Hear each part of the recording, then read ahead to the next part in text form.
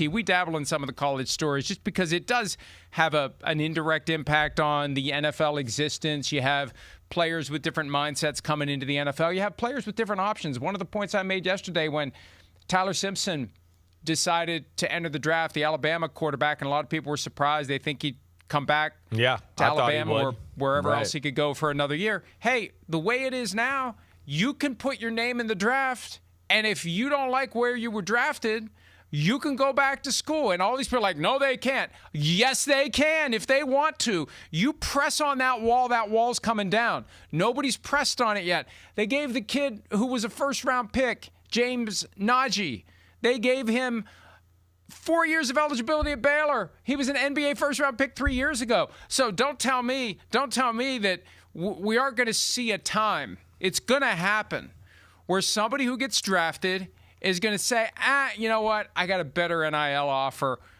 in my back pocket. Now, I know that by then a lot of the seats are already filled, but if you're a good enough quarterback at the college level and you don't get picked as high as you wanted to, and you can make $5, $6, $7, $8 million for one more year of college football, it's an option that you can take advantage of. That's my point. And the people who say no way, no how have not been paying attention to what's happening in college sports. Yeah, no, I mean, I think eventually it will happen. I don't think you're going to see it happen with like these type of scenarios in Ty Simpson. It'll be interesting. I was surprised he came out too.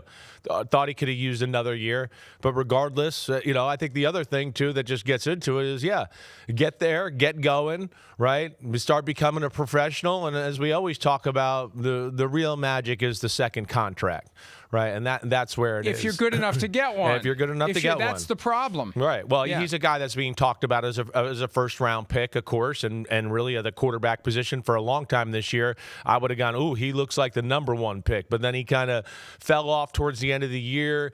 Man, I mean, his body, he got beat up because he was carrying that team. He lost weight. If you look at a picture of him now as compared to start the season, it's like, wait, he's the Incredible Hulk then, and now he looks like he's deflated.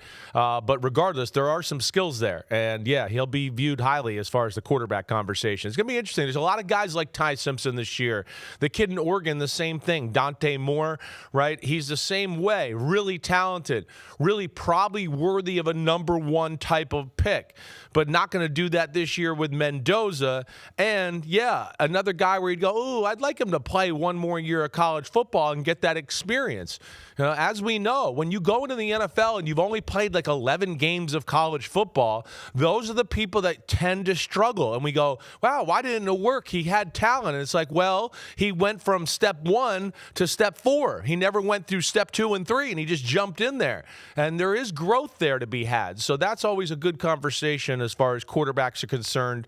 I'm never going to judge anybody too harshly on what they do with their life, but it's something I would advise young quarterbacks about a little bit.